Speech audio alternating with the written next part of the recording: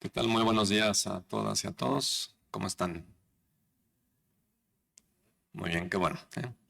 Pues bueno, el día de hoy yo voy a hablar acerca de este tema que viene relacionado, que dio excelentemente la autora Wong, que es de la resistencia antimicrobiana y cómo prevenirlo con una estrategia simple que es recomendada por la OMS, que son las vacunas. Esto es una diapositiva que me pidieron de Pfizer, que mencioné que esta presentación la hice yo. Estos son mis conflictos de interés. Y pues bueno, quise empezar con un caso clínico. Es un hombre de 70 años que tiene diagnóstico de diabetes mellitus, hipoglucemiantes orales en buen control y además tiene cáncer de colon, para el cual recibió ya quimioterapia, una microlectomía y que su padecimiento o de lo que se queja es de dolor en rodilla izquierda de forma progresiva, aumento de volumen, con limitación y aparte un delirium hiperactivo. Entonces, a la exploración, la rodilla estaba así. Después de 3 valoraciones en urgencias, porque esto fue real, o sea, fue a 3 diferentes momentos a urgencias, deciden hacer una artrocentesis y pues van a cultivo y sale esto, ¿no? Que son cocos gram positivos y en cultivo crece este microorganismo que se llama Streptococcus pneumoniae. Entonces, el paciente requiere un tratamiento quirúrgico en 2 ocasiones, estuvo 3 semanas en el hospital por X o y obviamente durante su estancia antibióticos. Entonces, ¿qué es el aprendizaje de este caso? Pues es un paciente de alto riesgo, o sea, es adulto mayor, con enfermedades crónicas, cáncer, para complicarse, ¿no? Y que, o sea, además fue en varias ocasiones al hospital y en una de estas quedó hospitalizado. Su hospitalización pues no fue simple, fue una hospitalización prolongada que obviamente generó recursos humanos, recursos económicos y que obviamente ocupó pues cosas invasivas. Y lo que vino después del hospital pues tampoco fue algo agradable, sino que pues tuvo una recuperación lenta, fisioterapia, etcétera, ¿no? Otra pues es que utilizó antibióticos, que es lo que comentamos el día de hoy. Y la más importante de todas, creo, también es que al egreso no se le ofreció la vacunación, ¿no? Teniendo un bicho, una bacteria que le causó un proceso infeccioso que se pudo haber prevenido por vacuna. Entonces, lo que quise hablar el día de hoy son abarcar estos puntos, ¿no? Un contexto, pues, de cómo está ahorita la situación. Voy a hablar un poco de la resistencia antimicrobiana y me voy rápido ahí, porque ya lo explicó muy bien la autora Wong. Cuáles son las evidencias, estrategias vacunales y unos casos y ejemplos de estas estrategias que se recomiendan y unas conclusiones. Entonces, de nuestro contexto, cuando hablo de pláticas de vacunas siempre pongo esta diapositiva para a todos nosotros hacer un poquito de conciencia de, o sea, qué tan frecuente los pacientes nos preguntan si se pueden vacunar, ¿no? Pero también la otra es, o sea, que tanto nosotros le decimos a los pacientes que se vacunen, ¿no? Entonces, por si alguien no lo hace, pues ojalá que lo ejercite. Y este es un estudio donde a pacientes se les preguntan, y quisiera que vean la gráfica de la derecha a izquierda. O sea, los pacientes, o sea, no se vacunan, obviamente, muy pocos porque son alérgicos, el costo, porque no está disponible, pero la gran mayoría de ellos, desafortunadamente, no se vacunan porque no la recomiendan, ¿sí? O sea, son muchas oportunidades perdidas. Y en México, por ejemplo, a reumatólogos les preguntan de qué han vacunado a los pacientes y pues la gran mayoría de los reumatólogos, o sea, no vacunan a sus pacientes por diversas causas, ¿no? Una es la ideológica, pero de los que vacunan, o sea, no tienen los esquemas completos, ¿sí? Algunos vacunan un poco más de unas, algunos de otras, pero los esquemas están prácticamente incompletos, ¿no? Entonces, esto es algo en lo que nosotros tenemos que incidir. Aunque muchas vacunas que tenemos son virales, ¿no? Obviamente generan, pues, un gasto público que en algún momento va a repercutir muy probablemente en algún antibiótico. Entonces, ¿por qué debemos vacunar? Pues obviamente porque la gente afortunadamente ha ido sobreviviendo más, ¿no? La esperanza de vida en México, como vemos en esta gráfica, pues ha ido hacia arriba, afortunadamente, tanto para hombres como para mujeres, ¿no? Y esto, pues ojalá que vaya siendo una tendencia. La gente vive más y conforme más vivimos, pues más nos podemos complicar de enfermedades. Entonces, hay personas que incluso con enfermedades que anteriormente eran fatídicas y que tenían una corta esperanza de vida, actualmente ya viven mucho más tiempo y una de ellas es el VIH. Entonces hay personas que viven con VIH que tienen 70, 80 años y que muy probablemente todos estos adultos jóvenes que estamos atendiendo ahorita pues van a llegar a este momento y hay que seguirlos vacunando. Otros porque los reumatólogos y muchas enfermedades ocupan también para estos padecimientos biológicos. Y estos biológicos tienen puntos claves que pueden hacer pues un mayor riesgo de generar infecciones, ¿no? Y son muy benéficos porque podemos ver adultos que son funcionales, ¿sí? Y obviamente porque pues, el tiempo pasa y aunque no tengamos ninguna enfermedad, pues vamos a estar creciendo, ¿sí? Y a todos nos va a llegar los 50 años famosos, ¿no?, de la inmunosenescencia, ¿no? A partir de este punto, ¿sí?, pues el sistema inmunológico empieza a decaer, ¿sí?, por múltiples vías, ¿no? Hay la inmunidad innata, la inmunidad adaptativa, está este concepto del inflammaging, que es una inflamación constante que está en nuestro cuerpo, independientemente de cualquier otra enfermedad que pues está generando por la edad, ¿no? Porque ya hay una disregulación del sistema inmunológico. Y esto, después de los 50, por eso es que muchas vacunas se empiezan a colocar para prevenir pues, las complicaciones de este evento. Y como vemos en muchas series de diferentes procesos infecciosos, pues la edad empieza a ser pues, curva, ¿no? Entonces, desde infecciones hospitalarias como Clostridium difficile, que para que alguien le dé eso, pues tuvo que haber usado antibióticos y tuvo que haber tenido una infección que se pudo probablemente haber evitado por vacuna. Influenza y virus sincicial respiratorio, que también, o sea, las curvas donde hay una mayor cantidad de personas afectadas, pues son en los adultos. Las infecciones por SARS-CoV-2, que sabemos que después de cierta edad, después de los 65 años, pues empieza a incrementar el riesgo de complicaciones, también lo mismo, y obviamente Streptococcus pneumoniae, ¿no? O sea, son de las cosas típicas que hay que tener en cuenta, que hay ciertas pues, categorías de edades donde francamente se ve pues, un mayor riesgo. Y pues bueno, para hablar algo rápido nada más y tal vez algunos ejemplos de los que nos comentó la doctora Wong. O sea, nos enfrentamos hoy a esto, o sea, a Streptococcus pneumoniae que causan padecimientos invasivos como meningitis, que ya nos mostraba la doctora Wong, que, o sea, estos padecimientos cuando son invasivos generalmente son causados por microorganismos resistentes, ¿sí? Entonces, meningitis con resistencia, por ejemplo, a penicilina seguro o cefalosporinas también. O salmonelas entéricas, donde pues, bueno, vemos una gran cantidad de antibióticos que son resistentes, ¿sí? Pero aquí yo les traigo un ejemplo de un paciente que vi aquí en el hospital hace unas semanas, de una salmonela, o sea, con una carbapenemasa OXA48, ¿sí? En mi vida pensé que iba a salir esto, y salió. Entonces, o sea, cosas así son las que estamos viendo al día de hoy. Entonces, la resistencia antimicrobiana, pues es una de las amenazas que tiene la Organización Mundial de la Salud, pues dentro de las pautas, ¿no? Como para estar vigilando, porque, pues bueno, genera mortalidad, como ya nos decía la doctora Rossi. En América Latina, pues no es de los más afectados, ¿sí? Sin embargo, pues no somos los que estamos mejor, estamos como a la mitad. Y en estos mapas se muestra lo que se reporta por cada uno de los países a la OMS, o sea, lo oficial, ¿no? Los datos oficiales. Pero en este estudio de Lancet se hizo un modelaje pues, para ver cuál era la probabilidad de lo que en realidad podría estar ocurriendo por todas las faltas de reportes que generalmente hay cuando nosotros generamos la información, ¿no? De que pues, no se detecta un paciente, que no se cultivó un paciente, pero estaba colonizado, cosas así. Entonces hacen un modelaje y pues ven cómo los colores de lo que está arriba, que es lo oficial, a lo que probablemente está ocurriendo, que es lo de abajo, pues cambian. Y en México, por ejemplo, de un color anaranjado, pues cambia a un color rojo, ¿no? Entonces esto muy probablemente, o sea, lo oficial, pues en realidad no sea lo más verídico.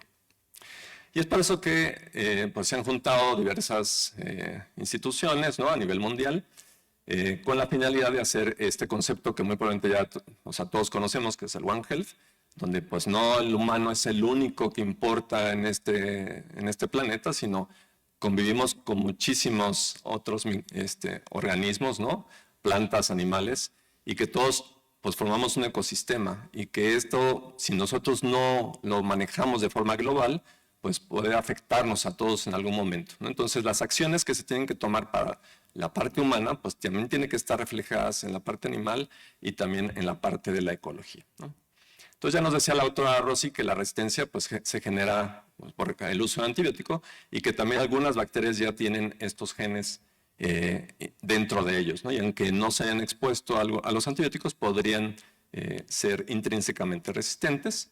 Lo de los viajes, ¿sí? Que esto es algo que también yo le recomiendo a todas las personas jóvenes que se dedican a ver pacientes. Pregúntenles a sus pacientes si han viajado recientemente en los últimos 6 meses al extranjero, a Asia, África, ¿sí? A Sudamérica, que hay una gran cantidad de resistencia también, como acá en México, aunque diferente. Y eso es la importancia de llevar una vigilancia epidemiológica, porque este tipo de preguntas pueden hacer a veces las diferencias en los tratamientos empíricos, ¿ok?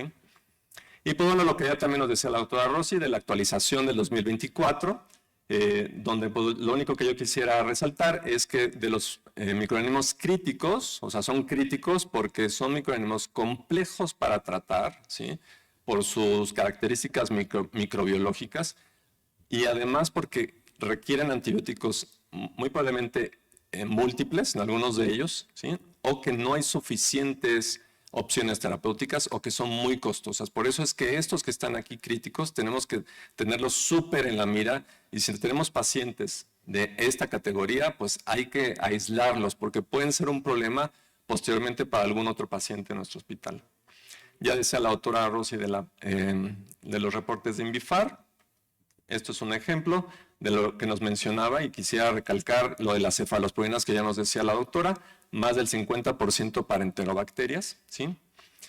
De cómo se ha ido comportando en México esta resistencia, también nos comentaba la autora de los reportes de INVIFAR, y solamente voy a tomar 2 ejemplos. El primero es de Pseudomonas con estafilococo, donde vemos a lo largo de 10 años pues cómo se ha ido comportando para Pseudomonas a lo malo, ¿sí? Es decir, mayor resistencia de muchos antibióticos, sobre todo carbapenémicos, y Staphylococcus aureus a lo bueno, que afortunadamente la resistencia a oxacilina ha ido hacia abajo.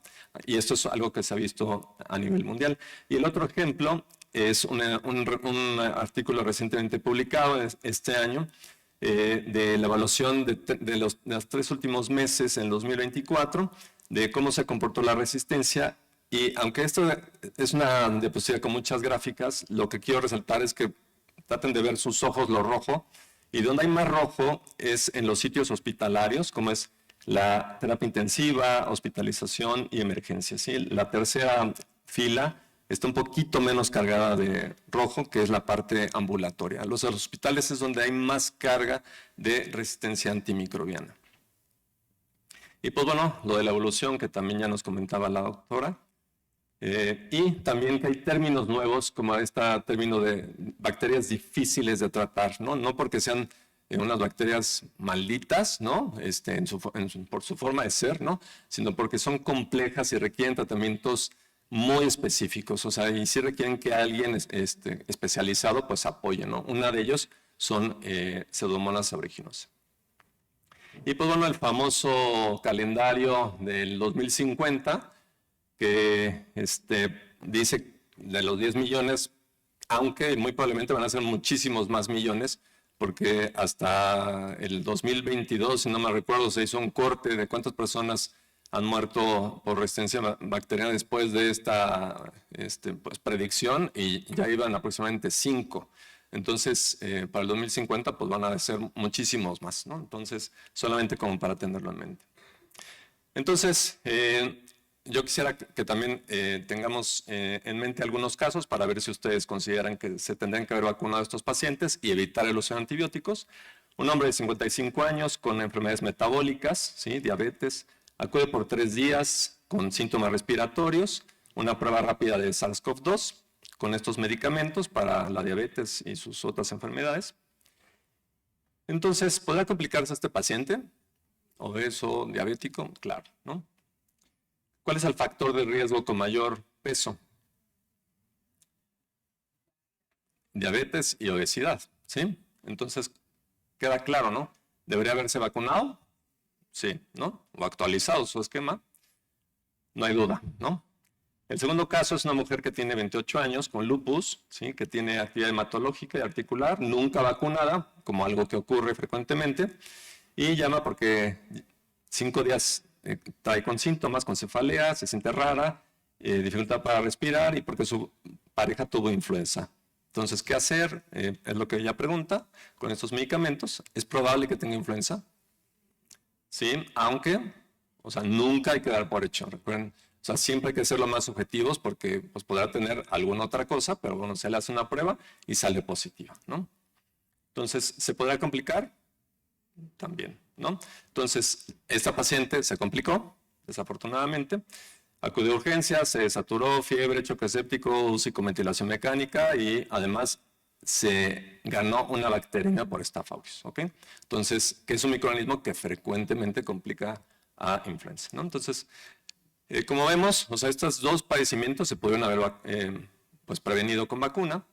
Y por eso es que la estrategia para prevención de la OMS lo recalca. Entonces, la OMS da 3 pilares generales, ¿no? Para la prevención de la resistencia antimicrobiana y uno de ellos es la prevención, que viene aquí recalcado en este pilar, pues la disminución de la resistencia por medio de la aplicación de vacunas, ¿no? Entonces, ¿cuáles son los mecanismos que hacen las vacunas para disminuir esta resistencia? Esto es algo que resumí de todo este pues, manual que tiene la OMS, que las vacunas pues, protegen a los individuos, lo cual previene complicaciones para que vayan al hospital, disminuyendo infecciones, y además protegemos a los otros. Si yo no me infecto, pues es poco probable que infecte a alguien más, ¿no?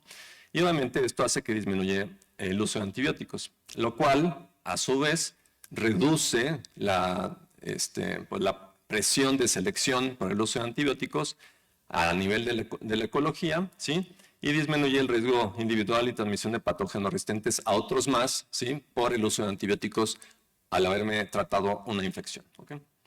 Entonces, los niveles de acción de las vacunas pues son múltiples.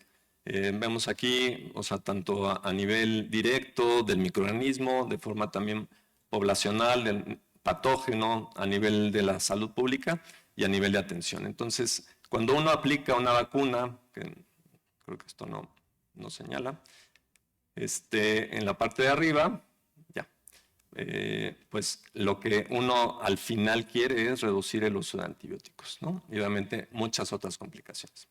Entonces, de las evidencias que hay sobre el uso de antibióticos disminuidos por la vacunación, uno claro es Streptococcus pneumoniae.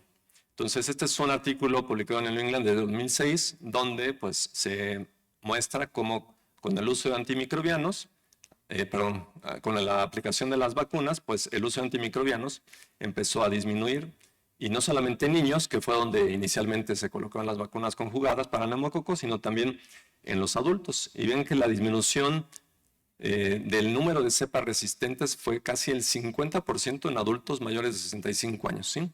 El hecho de que yo ya no tenga cepas circulando, pues hace que contagie o colonice menos a los pacientes de mi alrededor, incluyendo a los adultos, y por lo tanto se pueden complicar menos.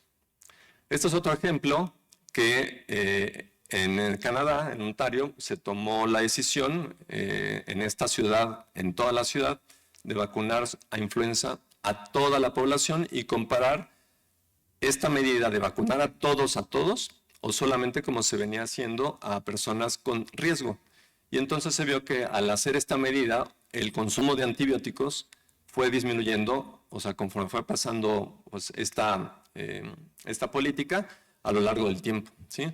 Entonces, esto también es una medida de salud pública que obviamente implica muchas otras situaciones, sobre todo la económica, de vacunar a toda la población, pero vemos aquí claramente que el hecho de que se vacunen inclusive personas que no tengan riesgo, pues puede tener una repercusión en el uso de antibióticos, pues porque podría afectarse otra persona que sí pudiera tener algún riesgo y que no se pudo haber vacunado, ¿ok? Otra es porque la influenza, a la hora de que pues, uno con una microbiota normal no se infecta, pues está perfecto todo, pero se ha visto que la influenza también altera la microbiota Y como sabemos actualmente la microbiota está de moda, ¿sí? Y está implicada en N funciones, ¿sí? Inmunológicas, endocrinológicas, metabólicas, infecciosas. Entonces, solamente por el hecho de infectarte de influenza, o sea, podrías tener complicaciones de alguna otra índole, ¿sí? Y obviamente SARS-CoV-2, ¿no? Que este es un estudio donde se ve una tabla donde se compara en la época de la pandemia cómo se utilizaron los antibióticos en cantidad de acuerdo al número de vacunas que tenían las personas. Entonces, entre más vacunados estaban, pues la cantidad de uso de antibióticos era menor, ¿sí? O sea, un riesgo, los que tenían 3 dosis tenían un riesgo menor de utilizar antibióticos, ¿sí? De aquellos que tenían solamente una dosis, ¿sí? Entonces, tener esquemas completos, pues también eso ayuda. Y en este estudio, pues también lo que se vio es que las personas que tenían sobre todo más riesgos, por ejemplo, los inmunosuprimidos o los que tenían un riesgo alto de tener una positividad porque tenían factores de riesgo alto, pues eran los más beneficiados. Y entonces este es un documento que yo les recomiendo que si están interesados en este tema, lo lean. Es un documento muy extenso de la OMS del año pasado, donde se titula ¿Cuál es la estimación del impacto de las vacunas en la reducción del uso de antimicrobianos? Entonces, viene muy padre, ¿sí? De cómo la implementación de las vacunas podría, por múltiples microorganismos, tener un efecto positivo. ¿Qué es lo que se evaluó principalmente? O sea, como objetivos generales, es el impacto de las vacunas en la carga de salud por la RAM, el impacto potencial en el uso de antibióticos y obviamente el impacto en la carga económica. Entonces, se escogen muchos microorganismos, ¿sí? Que obviamente ustedes ven ahí algunos para los que no hay vacunas, por ejemplo, Acinetobacter baumannii, Klebsiella pneumoniae, E. coli, por ejemplo, ¿no? Actualmente. Pero se hacen los supuestos de acuerdo a la carga de enfermedad que generan estas infecciones en el dado caso de si hubiera esta vacuna, ¿sí? Y entonces se ven pues cuáles son los estimados, ¿no? De las muertes que podrían reducirse y también los DALIs, ¿no? Los famosos días de calidad, ¿no? Y pues bueno, lo que vemos acá pues es que la cantidad de muertes, por ejemplo, de tuberculosis, que es una enfermedad que causa muchísima muerte a nivel mundial, o sea, se podría reducir bastante, o sea, 120,000 muertes anuales, ¿no? Y obviamente también la cantidad de alteraciones en la calidad que generan estas infecciones, pues también se puede reducir. Y aquí se ve de forma englobada, pues también cuál es el impacto, ¿no? Por diferentes patógenos, de acuerdo a sus características microbiológicas, pues de esta situación si es que hubiera vacunación, ¿no? Solamente en prevención de muertes. Y posiblemente en este documento, o sea, hacen ejemplos, ¿no? De qué pasaría si habría vacuna para Acinetobacter que fuera dirigida para prevención de una bacteremia en niños y en adultos con una duración de 5 años y con una eficacia del 70%. Entonces, la cantidad de muertes que se podrían prevenir serían de 18,000, ¿sí? Y los DALIs más de 505,000 días, ¿no? Entonces, y así pues se van mostrando diferentes microorganismos. La verdad es que está muy interesante por toda la implicación en salud pública que podría ocurrir.